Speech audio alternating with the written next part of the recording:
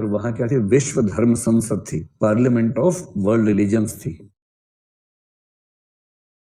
विश्व धर्म संसद।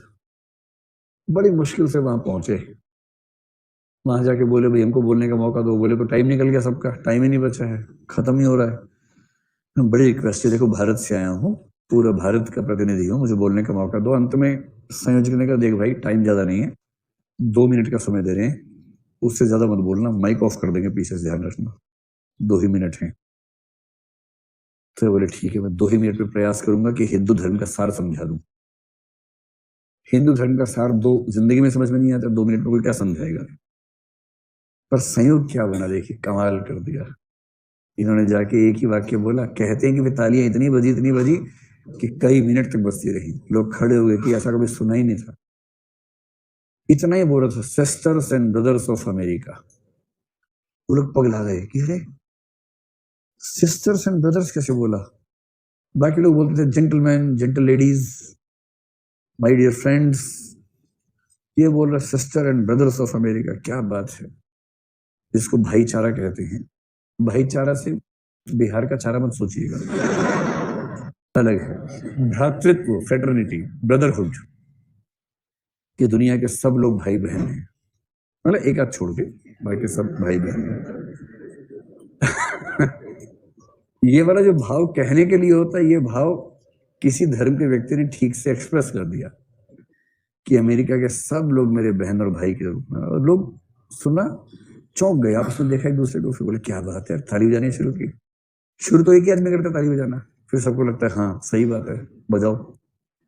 इतनी तालियां बजी, इतनी बजी, 2 मिनट तो उसी में खत्म हो गए।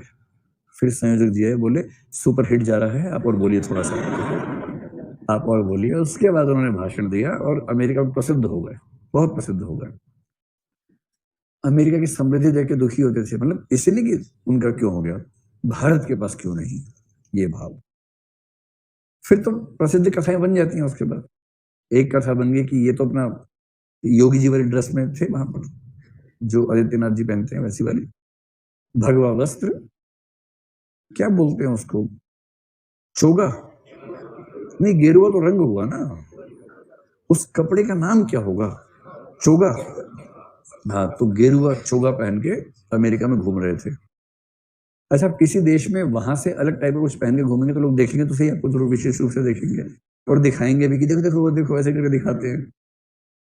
तो उसके बाद 3-4 गुंडे मवाली इकट्ठे हुए अमेरिका वाले, इनको चिढ़ाने लगे, छेड़ने लगे, कैसे कपड़े पहने हुए हैं ये वो, इस तरह से।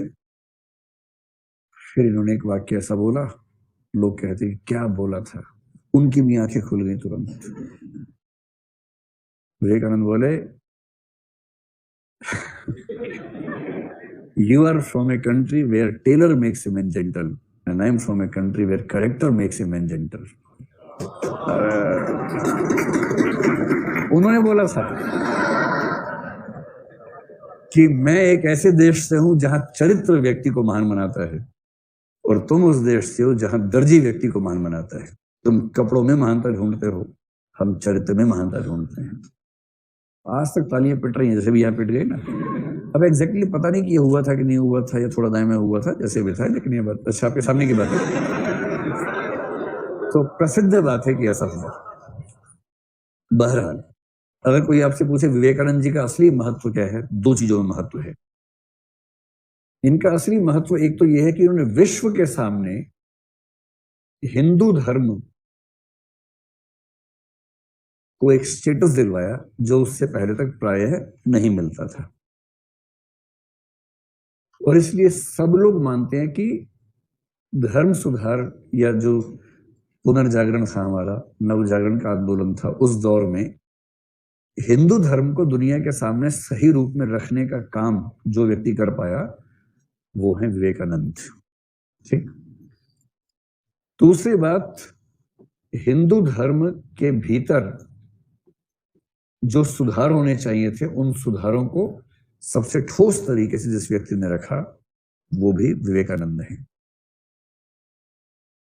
तीसरी बात, भारत में जो राष्ट्रवाद का विकास हुआ, उस राष्ट्रवाद का सैद्धांतिक पक्ष जिस व्यक्ति की कलम से निकला है वो विवेकानंद है। और यही कारण है कि सुभाष चंद्र बोस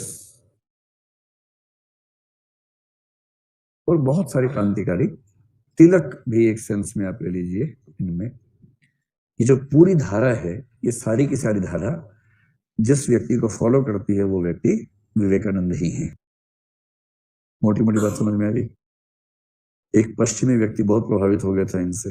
एक भारतीय व्यक्ति और भी था जिसका नाम है जमशेद जी टाटा। जो टाटा साम्राज्य के शुरुआती व्यक्ति थे, जमशेद, वो इनके बहुत बड़े फैन थे। इन्होंने कहा कि देश में विज्ञान का विकास होना चाहिए। जमशेद टाटा ने इंडियन इंस्टीट्यूट ऑफ साइंस की स्थापना कर दी विवेकानंद के इस आह्वान पे। IIS टाटा का वो एक प्रोजेक्ट है जो इस आह्वान पे हुआ था। एक फ्रेंच चिंतक हैं रोमा रोला, इनका नाम सुना है आपने? रोमा रोला ने विवेकानंद के बारे में खूब लिखा है, उनकी जीवनी भी लिखी है, सब कुछ लिखा है। और वो मानते हैं कि यदि आप भारत को जानना चाहते हैं तो केवल एक व्यक्ति को पढ़ लीजिए, विवेकानंद। एक कथन लिख लीजिए रोमा रोला का, if you want to know India study Vivekananda. काश कोई ट्रम्प को समझाता। नाम ही नहीं बोल, विवेकानंद डम डम डम पता नहीं क्या, बीच में डम डम डम 2-3 बार किया, उसके बाद